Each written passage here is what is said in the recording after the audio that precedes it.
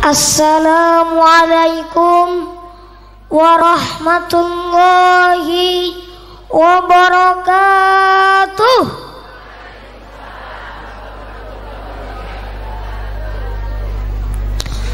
Sampun sarapan apa dereng, Bu? Sampun sarapan apa dereng, Pak? Dereng napa sampun? Kok jawab salamnya lemes? Saya ulang sekali lagi. Assalamualaikum warahmatullahi wabarakatuh.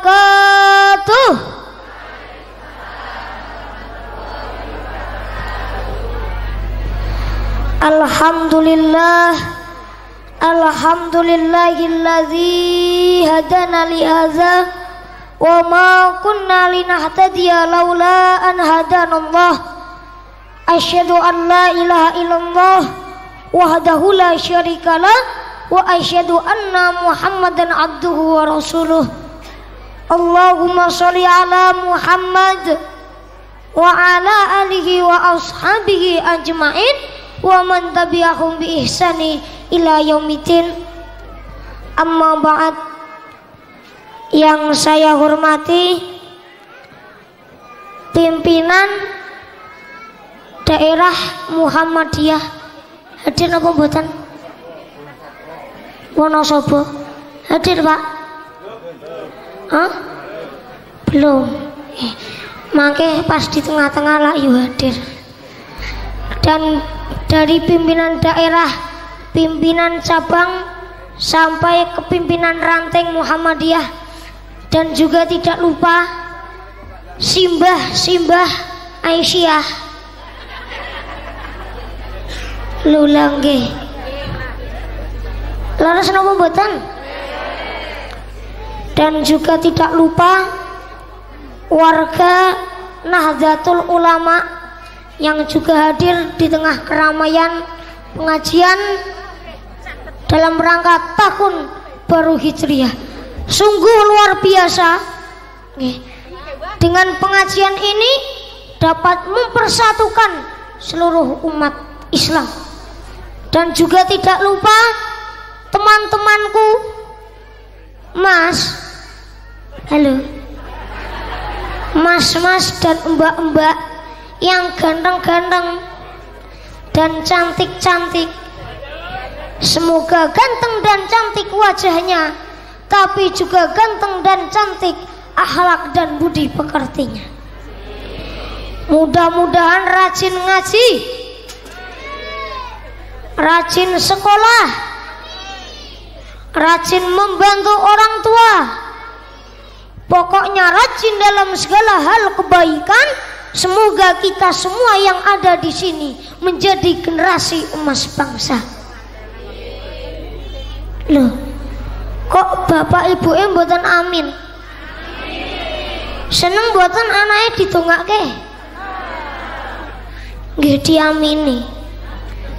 Calon-calon generasi emas bangsa. Loh, kok gantian putra-putrine sing mboten amin? Calon-calon generasi emas bangsa. Calon ulama, calon mubalik, calon hafid hafizah, calon presiden, calon gubernur, calon bupati, calon camat, calon lurah. Kalau tidak ya calon RW, mentok-mentoknya calon RT. Loh, kok mesam-mesem, Bu? Pak RT kali Pak RW niku pejabat sing nomor setunggal mlebu wonten swarga. Mlebu wonten swarga. Lho kok saged? Pak RT kali Pak RW niku pejabat tanpa gaji. Tapi jam kerjane 24 jam non-stop.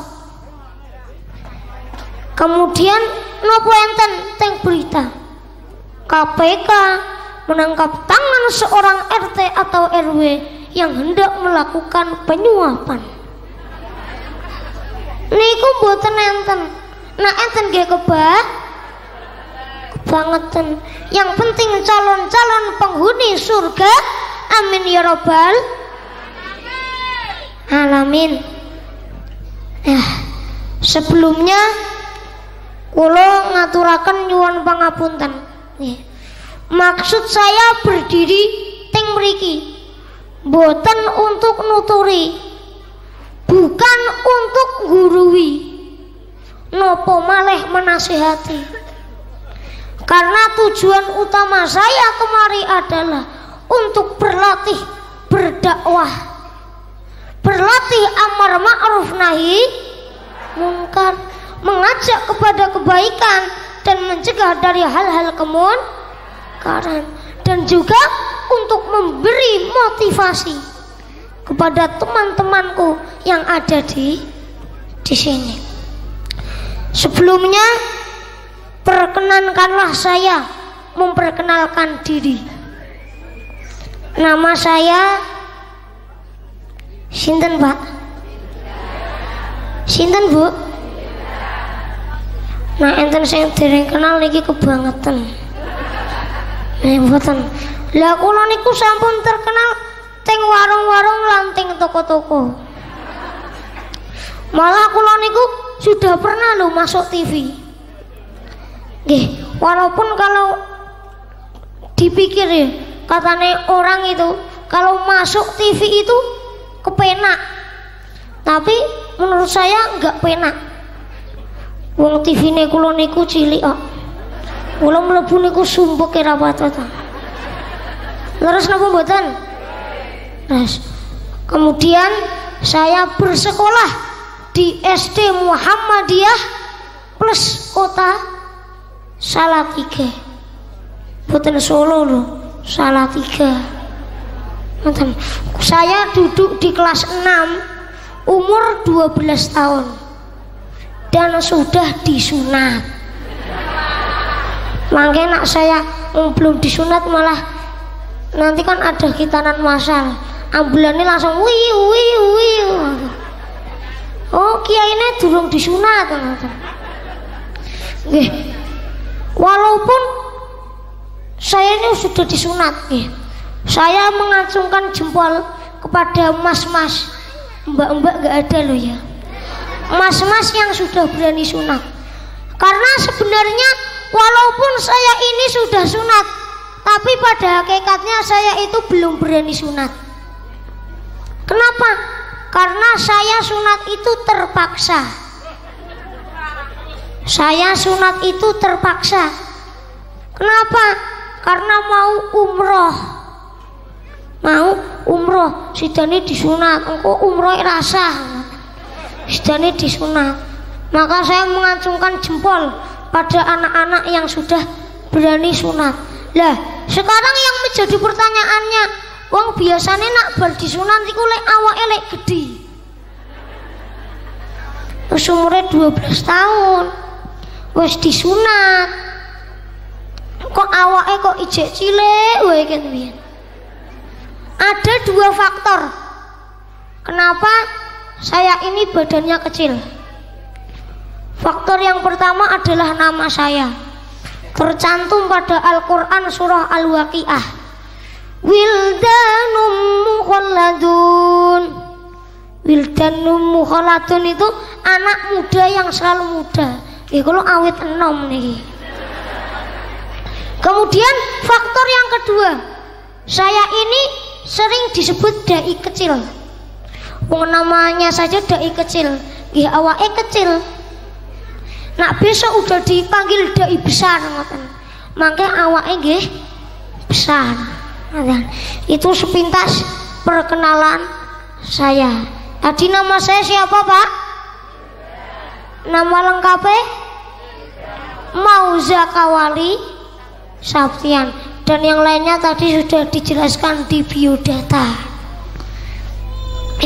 Sebagai insan yang beriman dan bertakwa, marilah kita panjatkan puji dan syukur kehadirat Allah Subhanahu wa taala biqaulina alhamdulillahi rabbil alamin.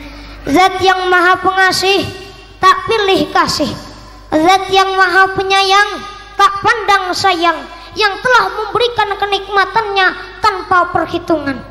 Wa in ta'uddu ni'matallahi la tuhsuha innallaha laghafurur rahim, yang artinya dan jika engkau menghitung-hitung nikmat Allah, niscaya kamu tidak akan mampu untuk menghitungnya.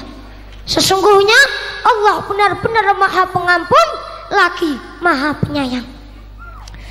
Dan kita semua berdoa, semoga kita sedaya sing wonten teng mriki digolongaken sebagai tiang sing pandai syukur datang Allah Subhanahu wa taala, agar selalu ditambah kenikmatannya oleh Allah Subhanahu wa taala.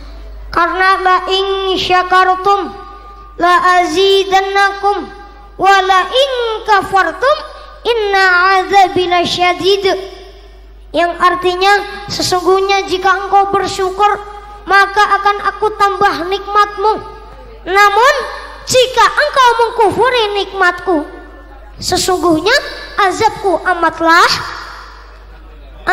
pedih. Maka kita doakan yang pintar karena selalu bersyukur, mudah-mudahan tambah pinternya. Yang sehat karena selalu bersyukur, mudah-mudahan tambah sehatnya.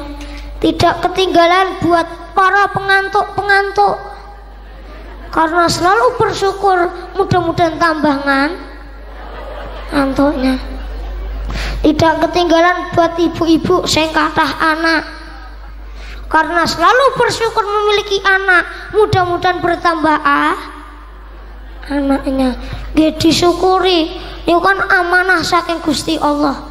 Nah, kita dapat mendidik anak tersebut menjadi anak yang soleh dan soleha. Yang diuntungkan siapa? Juga orang tuanya. Tidak ketinggalan sing kathah utang, karena selalu bersyukur memiliki utang, mudah-mudahan bertambah tambah napa Bu? Tambah napa Pak? Tambah uangnya.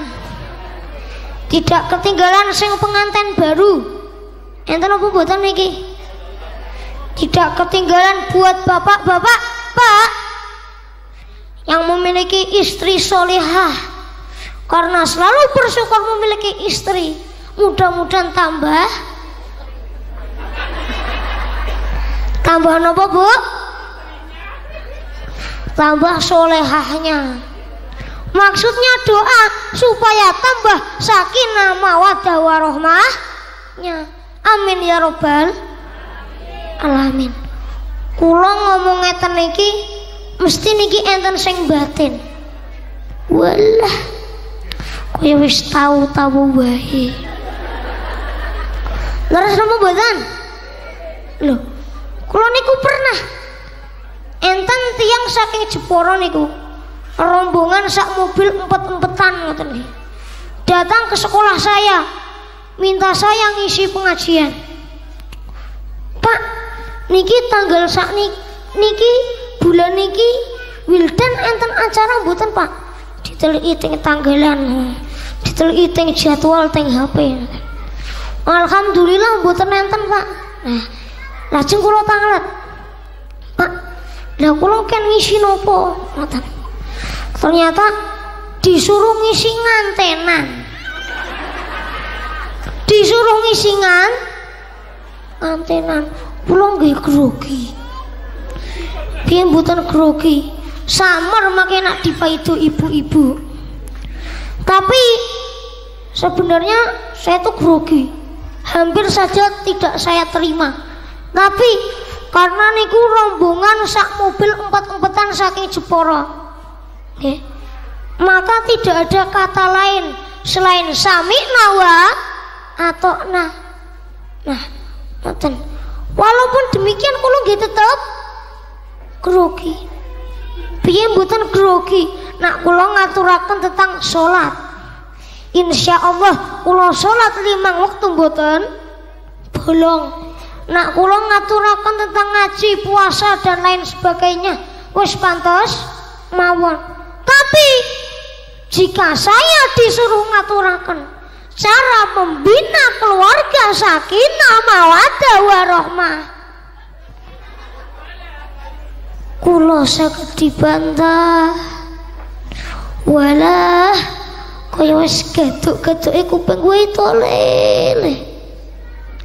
Yang menjadi pertanyaannya, wong kula niki tasih alit, belum punya pengalaman nganten. Lah terus ngisine mripun kan ngoten. Nggih teko kula nyanyike. Aduhai senangnya pengantin baru telolet telolet. Ngoten.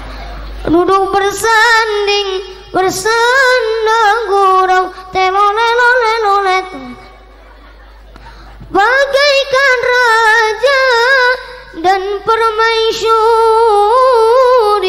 tersenyum simpuh, bagaikan bidadari. Duhai senangnya menjadi pengantin baru. Cring cring cring cring cring. Selain itu juga saya nyanyi indahnya bulan tak seindah wajahmu.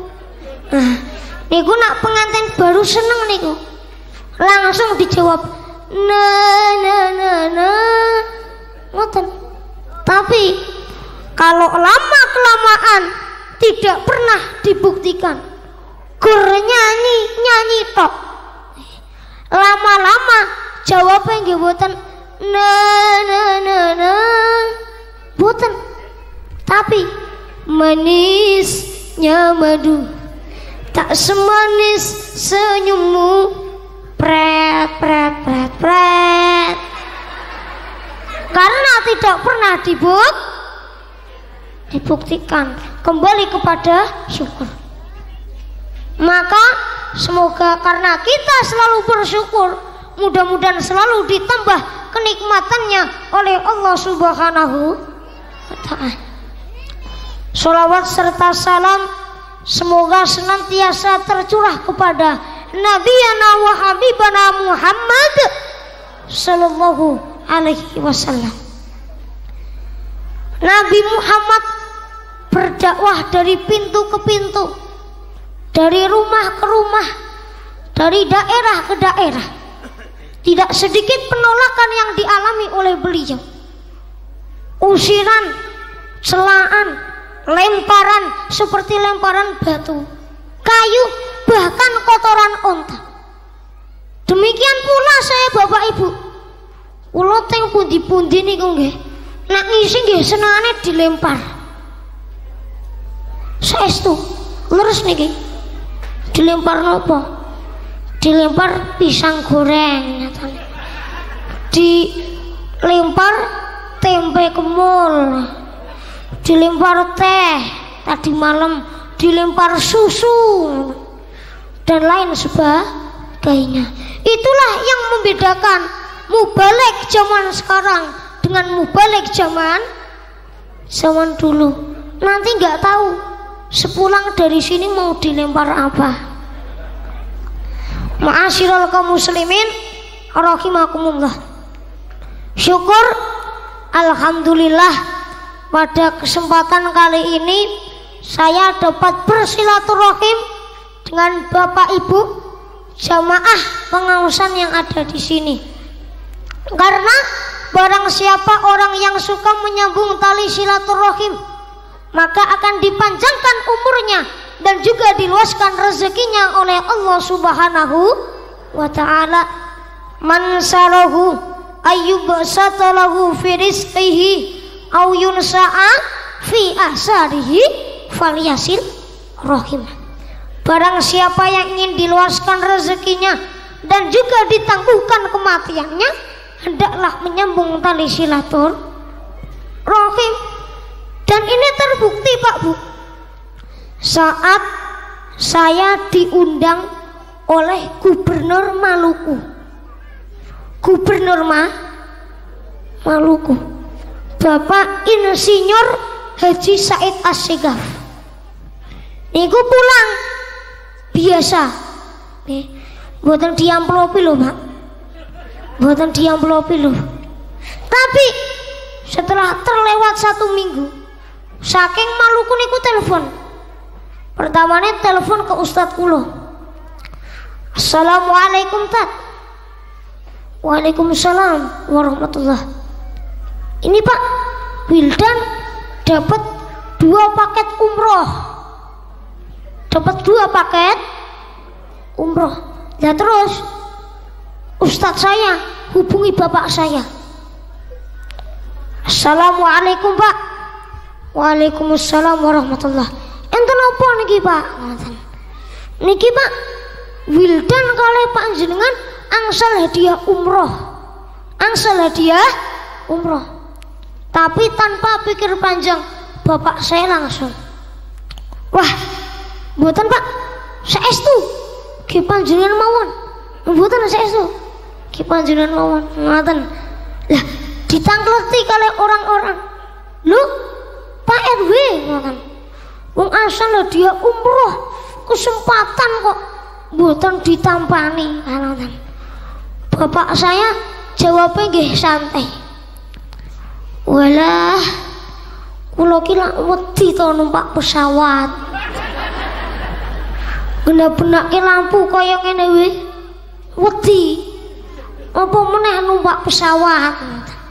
Tapi bukan semata-mata karena bapak saya takut naik pesawat, tapi karena rasa terima kasih bapak saya kepada ustadz saya yang menggerakkan hati bapak saya untuk menyerahkan hadiah umroh kepada ustadz saya.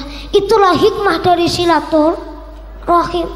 Dan juga beberapa dulu pas saya kelas 4 kelihatannya, pas tablik akbar Jawa Tengah ya, pasti ini kan banyak yang kesana. Saat itu saya ditanya sama Pak Gubernur, Wildan, kamu habis ceramah di sini mau tak kasih apa? Saya jawab, minta foto Pak. Biasanya kalau orang-orang kan minta sepeda, minta handphone dan lain sebagainya. Kemudian setelah itu ditanya, tapi saya mikir, wong sekolah saya itu sudah nggak muat, wong muridnya itu hampir 1000. Niku sampun pindah-pindah tempat, mergo sekolahnya sampun boten muat. Kalau setelah itu jawab, Pak Gubernur, tapi Pak Gubernur kalau mau ngasih hadiah jangan tanggung-tanggung. Kula ngoten. Cukup 1 atau 2 ruang kelas baru. Ngoten. Akhirnya Pak Gubernur janji, oke, saya akan ngasih kamu 2 ruang kelas baru untuk SD Muhammadiyah plus Kota Salatiga dan akan datang ke sana.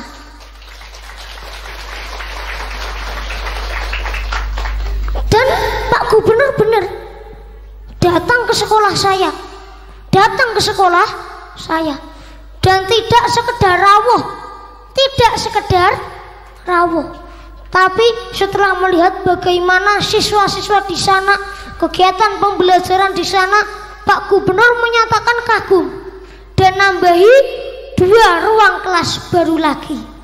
Jadi totalnya 4 ruang kelas baru, bantuan dari Gubernur Jawa Tengah untuk SD Muhammadiyah plus Kota Salatiga. Itulah hikmah dari silaturahmi. Dan ini saya juga sangat mengapresiasi pengajian semacam ini, karena dengan pengajian semacam ini selain untuk memperingati tahun baru Islam, tapi juga dapat mempererat tali persaudaraan kita. Tidak peduli dari organisasi mana dengan organisasi mana, dari suku mana dengan suku yang lainnya, semuanya berkumpul dalam pengajian, menjalin suatu ukhuwah Islamiyah. Karena Allah Subhanahu wa taala selalu memperingatkan kita agar selalu berpegang teguh kepada tali agama Allah dan janganlah kamu bercerai-berai. Sebagaimana firman Allah, A'udzubillahi minasyaitonirrajim. Wa tausimu bihablillahi jami'an wa la tafarraqu.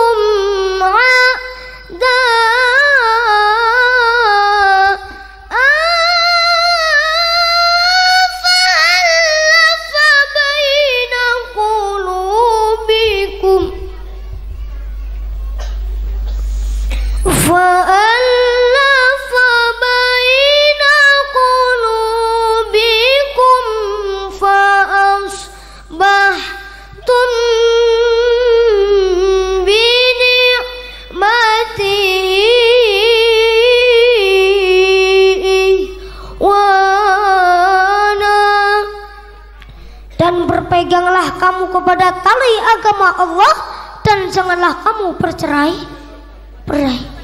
Dan ingatlah akan nikmat Allah ketika kamu dahulu masa jahiliyah bermusuhan, maka Allah mempersatukan hatimu, maka menjadilah kamu karena nikmat Allah orang-orang yang bersaudara.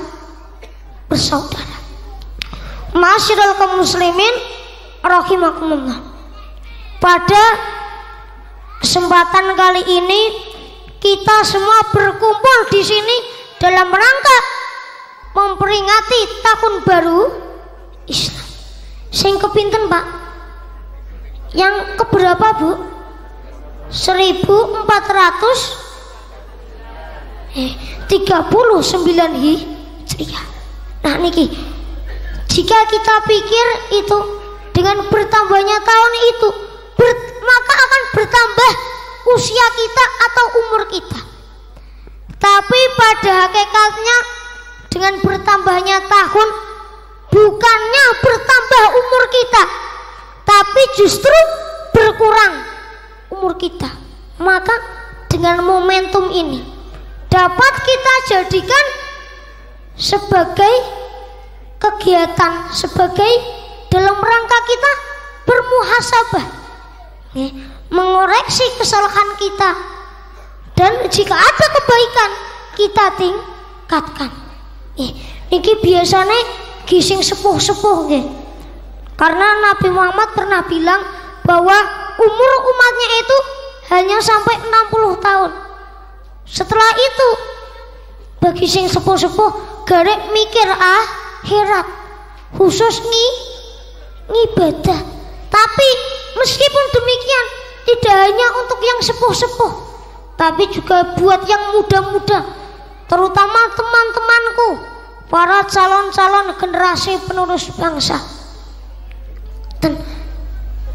Tapi dengan datangnya bulan Muharram atau bulan Syuro yang mulia ini tidak dianggap sebagai bulan yang mulia.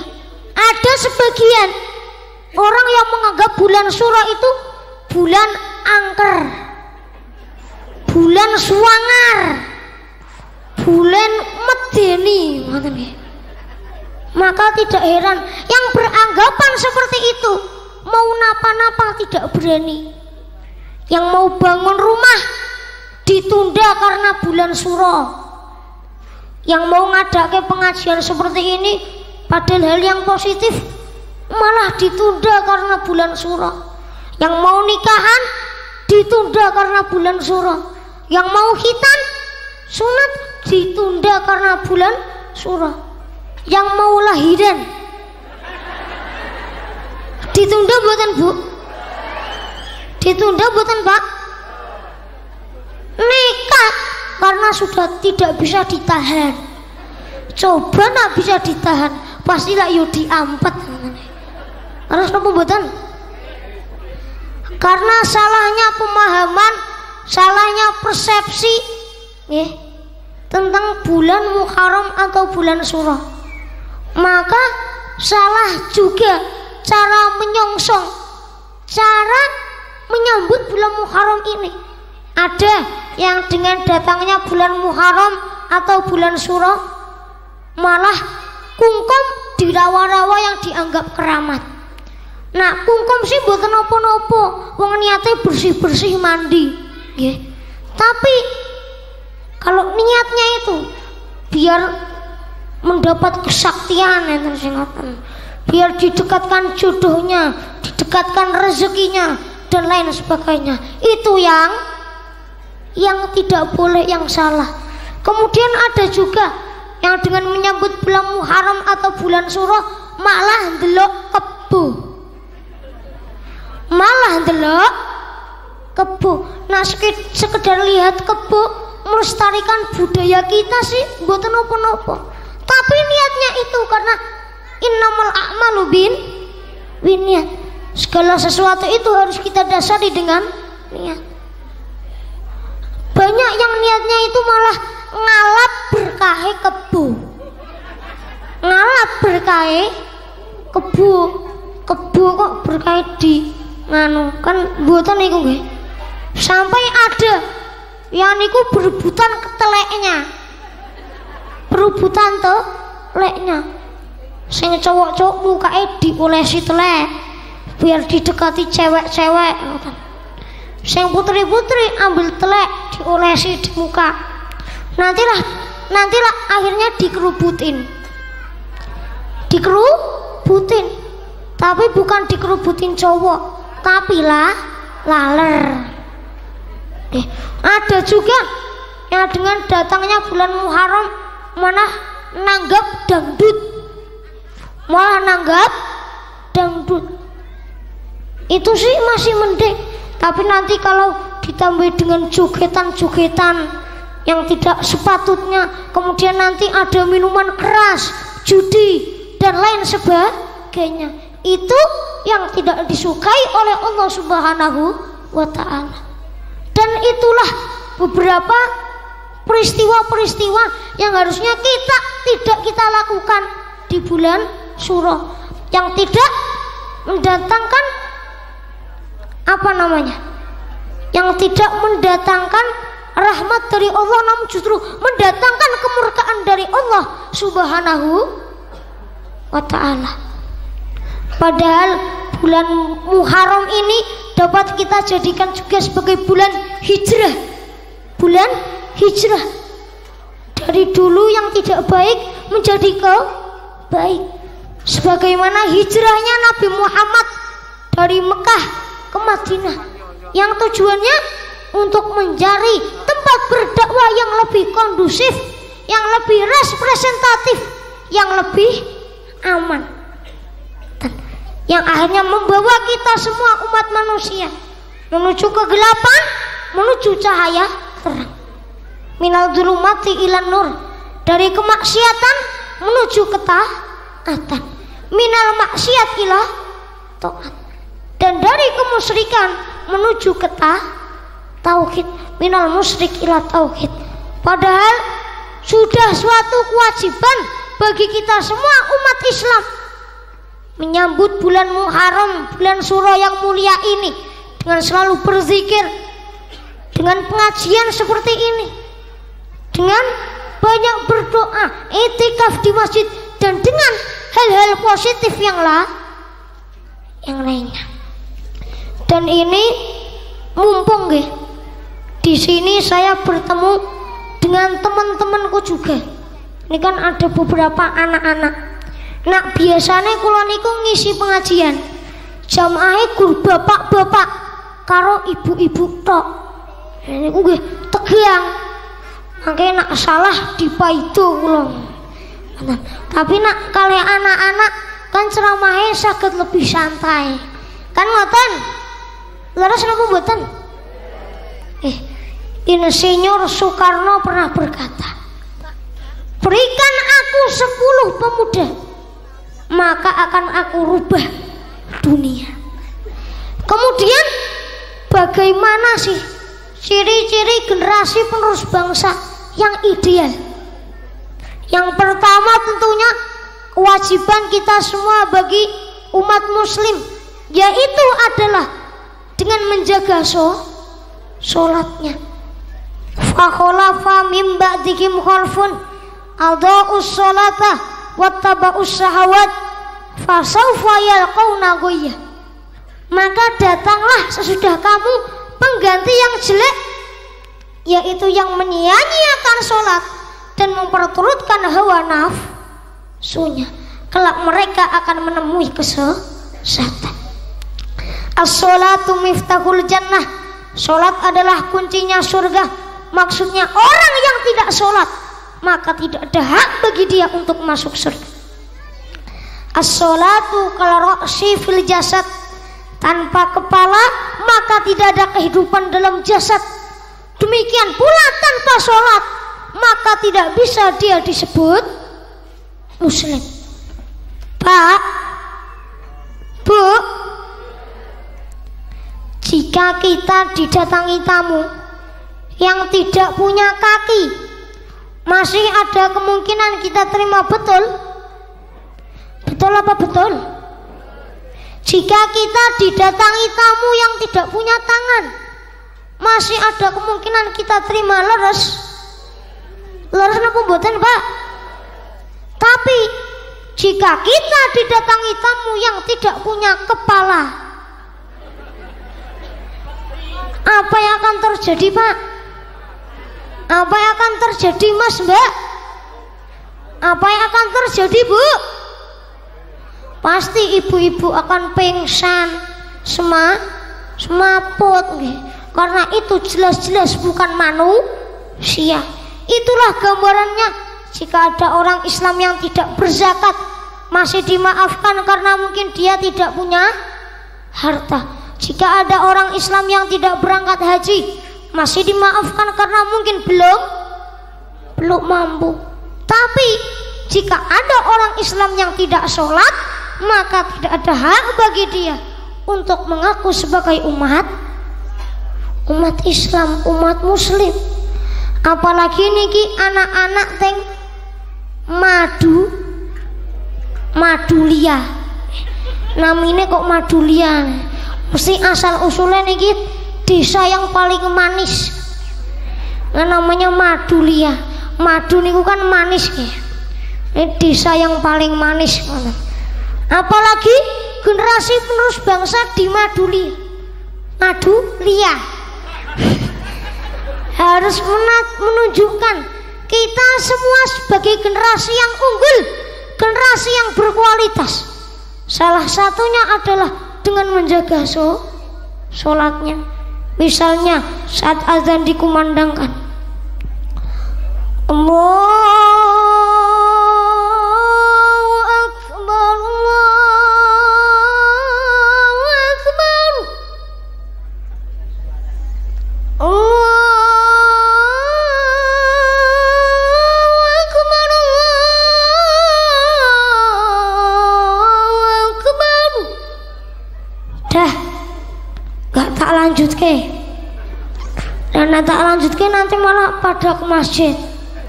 Nanti ada berangkat kerja, kata-kata. Ini kok icik wayah zuha, ini kok wis azan zuhur, kata. Makanya enten sing ke masjid bukan untuk sholat, tapi gua pentung. Mana isopo kaya? Ya mene kok azan, kata. Maka sebaiknya saya hentikan azan saya. Nah, ngoten niku Pak Bu, pas kula teng Mekah. Leres to? Muadzane sae-sae. Bacaane nggih sae-sae. Allahu Akbar. Bismillahirrahmanirrahim. Alhamdulillahi rabbil alamin. Ar-Rahmanir Rahim. Malik yaumiddin. نعبد وإياك نستعين اهدنا الصراط المستقيم صراط الذين أنعمت عليهم غير المغضوب عليهم ولا الضالين آمين. Allahu Akbar. Kebablasan. Ngoten niku. Kula nggih langsung ATM. Napa Pak Bu? ATM. Amati, tiru, modifikasi. Nah, meskipun kula niki tasih alit, kula teng Mekah niku sampun ping pinten, Pak? Ping pinten nggih? Wis tunggal. Loh, lha nggih niku nggih hadiah. Wangel usaha kene. Leres napa mboten? Jangan sampai kita sebagai generasi penerus bangsa subuhnya kesiangan, zuhurnya kerepotan, asarnya di perjalanan, maghribnya kecapean, isaknya ketiduran. Nah terus melatih kapan sih? Nah ini juga sudah ada beberapa sing apal nih. Harus cepet-cepet ganti materi ini. Yang bapak-bapak dan ibu-ibu juga repot deh jadi petani, sholat deh senengane lali, opo meneh yen waya tandur sholat deh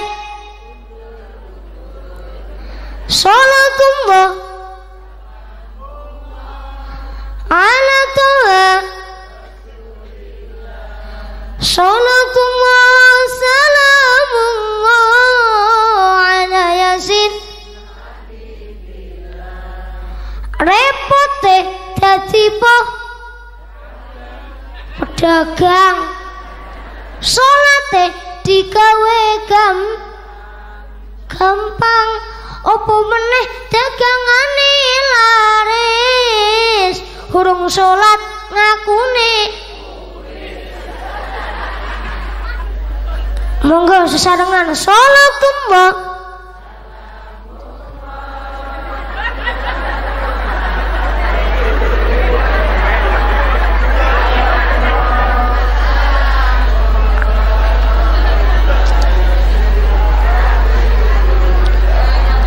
repot deh dadi pejabat, sholat deh diloncat-loncat, apa meneh wayahe rapat, sholate dadi ra sempat. Sholatullah ala Tuhan Rasulillah, sholatullah salamullah ala yasin habibillah. Sedang jumtak jumcis. Jane lagune nak diteruske gayeng niki. Tapi sayangnya tidak ada musiknya. Nah, niki Pak Bu. Niki sing bedake mubalik cilik kalih mubalik sepuh. Nah, mubalik sepuh niku biasanya dicepaki. Tapi nah mubalik kecil bawa sendiri. Ngoten. Dan ini tadi kok pas saya lagi minum sambil duduk kok malah pada apa itu namanya meringis, pada ketawa kok meringis, ketawa aja. Ngapunten, pada ketawa. Lah niki kan nggih nganu napa niku? Adab to nggih. Mosok minum sambil berdiri kan ngoten. Nah, niki berhubung suara saya makin serak, maka izinkan saya mimik terlebih dahulu.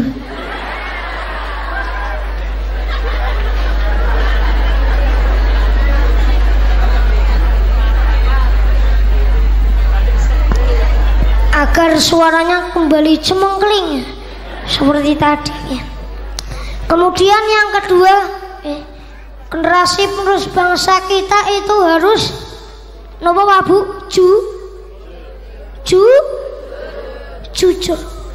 Berbicara tentang jujur niki nggih sangat erat kaitannya dengan akhlak atau sifat yang dimiliki oleh Nabi Muhammad Shallallahu Alaihi Wasallam. Nabi Muhammad adalah seorang yang baik budi pekertinya, santun perangainya, halus tutur katanya, jujur perkataannya, cerdas pikirannya, beserta sempurna akhlaknya yang hendak dijadikan teladan bagi siapapun, dimanapun, dan dalam hal apapun. Nah, ini diceritakan dalam buku Sirah Nabawiyah yang ditulis oleh Syekh Safiur Rahman Al-Mubarakfuri. Tadi dijelaskan dengan panjang dan lebar bagaimana akhlak yang dimiliki oleh Nabi Muhammad Sallallahu Alaihi Wasallam. Jangankan kawan yang mengakui akhlak Nabi Muhammad, bahkan lawan pun banyak yang memuji akhlak dan sifat yang dimiliki oleh Nabi Muhammad Sallallahu Alaihi Wasallam. Dan dari sekian banyaknya akhlak dan sifat mulia yang dimiliki oleh Nabi Muhammad, ada satu sifat yang paling menonjol dari beliau, yaitu kejujurannya. Dengan kejujuran dalam setiap aspek kehidupan beliau itulah Nabi Muhammad mendapat gelar Al-Amin, yang artinya nopo Pak? Apa Bu? Dapat dipercaya. Dan jujur ini juga merupakan salah satu perintah Allah, sebagaimana firman Allah dalam Al-Quran surah Al-Ahzab ayat 70. A'udzu billahi minasyaitonir rajim. Bismillahirrahmanirrahim.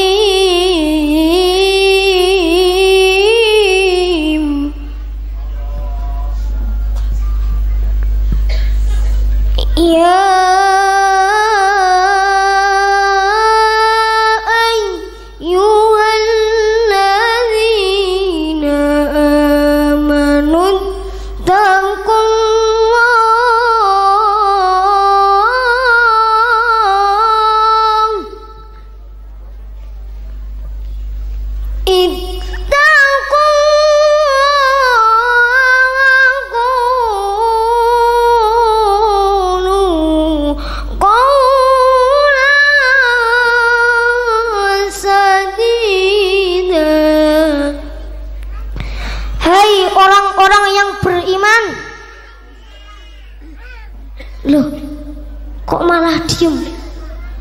dipanggil orang-orang yang beriman. Orang-orang yang beriman gak? Ya dijawab, hai orang-orang yang beriman. Loh, saya bilangnya hai kok jawabnya ya halo. Hai orang-orang yang beriman, bertakwalah kamu kepada Allah dan katakanlah perkataan yang benar. Namun yang membuat prihatin bagi kita di sini akhir-akhir ini, hampir setiap jam dan hari, sebagaimana kita lihat di surat kabar maupun televisi, perilaku jahiliyah marak kembali. Banyak orang yang berkata lain lidah lain di hati, berkata bertentangan dengan hati nurani. Padahal Allah telah memberikan keluasan rizki yang tidak pernah henti. Yang jadi pejabat sudah digaji tinggi, yang jadi pegawai sudah ada remunerasi, yang jadi guru sudah ada sertifikasi. Tapi sayangnya untuk guru TPQ yang belum ada sama sekali. Kalau tidak percaya silahkan tanya sendiri. Ada yang kekayaannya tanah pekarangan luas, lengkap dengan rumah loji, dengan garasi berisi mobil mewah bermerek Mercy, furnitur mahal dari kayu jati, ruang tamu tersedia meja kursi, ruang keluarga ber-AC lengkap dengan televisi dan VCD, dan lemari berisi pakaian penuh bermerek serba luar negeri. Meskipun demikian, tetap tidak mau bersyukur kepada Allah Rabbul Izzati. Bahkan masih ada yang nekat korupsi, ngapusi, dan melakukan pungli.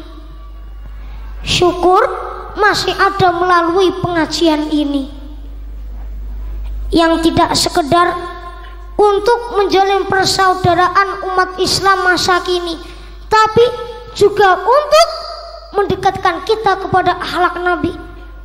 Kita amalkan pada kehidupan sehari-hari agar menjadi manusia yang terpuji. Kelak di akhirat dimasukkan surga dengan ditemani para bidadari. Amin ya robbal alamin. Yang bapak-bapak ditemani bidadari. Lah yang ibu-ibu nanti cari sendiri. Maka kita semua sebagai calon-calon generasi penerus bangsa, mari kita membekali diri kita, biasakan diri kita berkata jujur. Kita tularkan sifat jujur dimanapun, kapanpun, dan dalam hal apapun. Dengan kita mengatakan perkataan yang bohong, hati akan selalu diliputi rasa gelisah, badan terasa payah, urusan selalu bertambah, hidup pun semakin susah.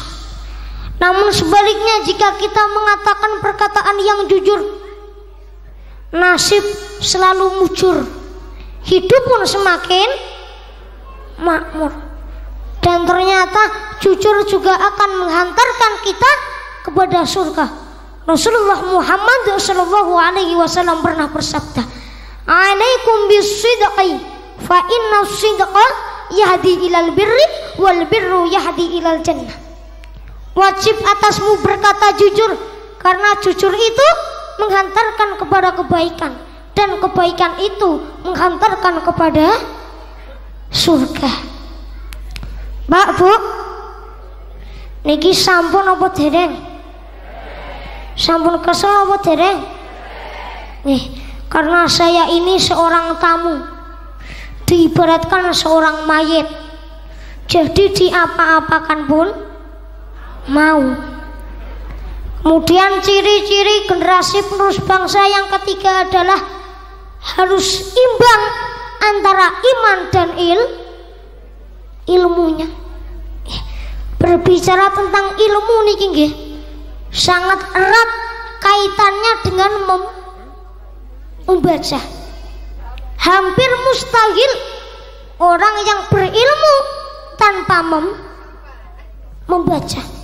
Bahkan surah pertama, ayat pertama, perintah pertama yang diberikan Allah kepada umat manusia adalah bukan perintah untuk syahadat, mboten.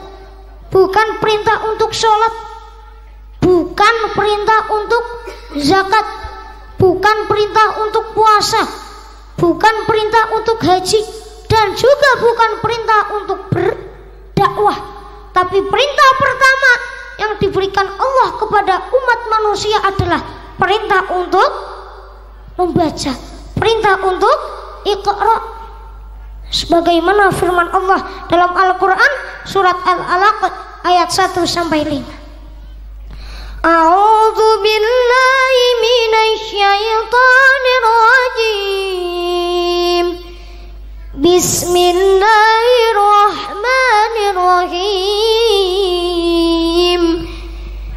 Iqra bismi rabbikal ladzi khalaq. Khalaqal insana min 'alaq. Iqra wa rabbukal akram. Alladzi 'allama bil qalam. 'Allamal insana ma lam ya'lam. Shadaqallahul 'azim.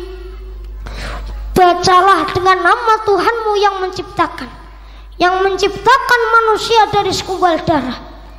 Bacalah, dan Tuhanmu lah yang maha pemurah, yang mengajar manusia dengan perantara kolam.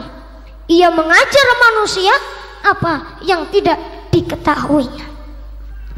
Coba kita menengok sejarah peradaban Islam pada masa Bani Abbasiyah, terutama di saat kekhalifahan Harun ar-Rasyid, dikenal dengan The Golden Age Story of Islam atau sejarah keemasan Islam, di mana wahyu Al-Quran digali dengan fondasi iman dan dikembangkan dengan ilmu pengetahuan yang melahirkan tokoh-tokoh besar yang menjadi rujukan ilmunya sejak dulu hingga sekarang. Ibnu Sina sebagai ahli kedokteran, Ibnu Khaldun sebagai tokoh sosiolog, Al-Khawarizmi sebagai ahli matematika, Al-Razi, Ibnu Rus, dan lain sebagainya. Namun kehebatan, kejayaan para tokoh-tokoh muslim pada waktu itu sekarang seakan menjadi kenangan. Kita tertatih-tatih, terengah-engah, susah menggapai zaman kejayaan itu kembali. Salah satu faktornya adalah budaya baca yang dulu digembirakan, budaya baca yang dulu menjadi kebiasaan, sekarang tidak lagi menjadi kebiasaan bagi kita. Saya ngomong begini, enten sing protes. Ada yang protes, terutama dari kalangan pemuda dan remaja. Siapa bilang saya ini turun budaya bacanya? Saya ini loh, bangun tidur belum cuci muka sudah baca. Mau masuk kamar mandi baca, keluar kamar mandi baca,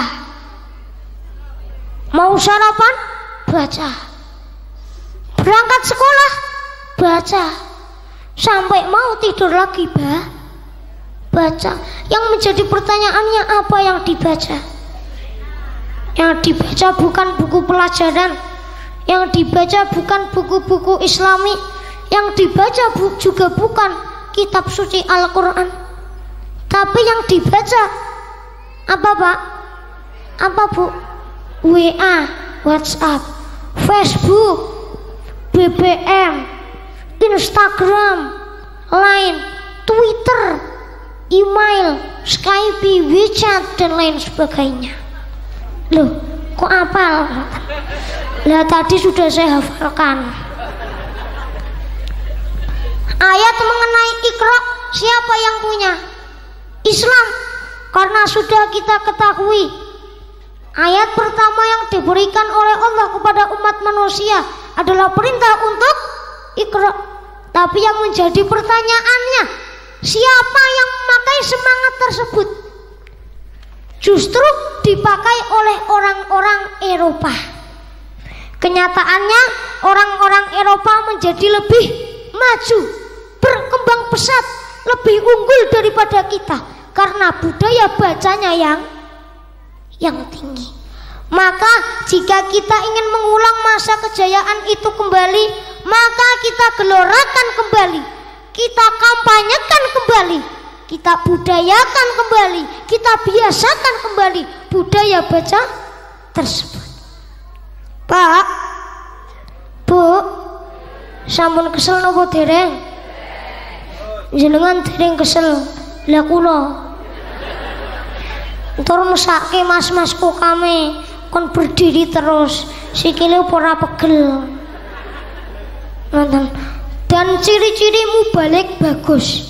Mubalik bagus. Niku nak diundang malih. Nak mboten diundang malih, ada kemungkinan mubaliknya kurang bagus. Lah mangke nak tak sampaike sedaya. Mangke nak diundang malih bingung ajeng nyampaike apa. Maka sebaiknya saya akhiri ceramah saya. Jika pedang melukai tubuh masih ada harapan sembuh, namun jika lidah melukai hati hendak kemana obat dicari. Usikum wa nafsi bitaqwallah. Assalamualaikum warahmatullahi wabarakatuh.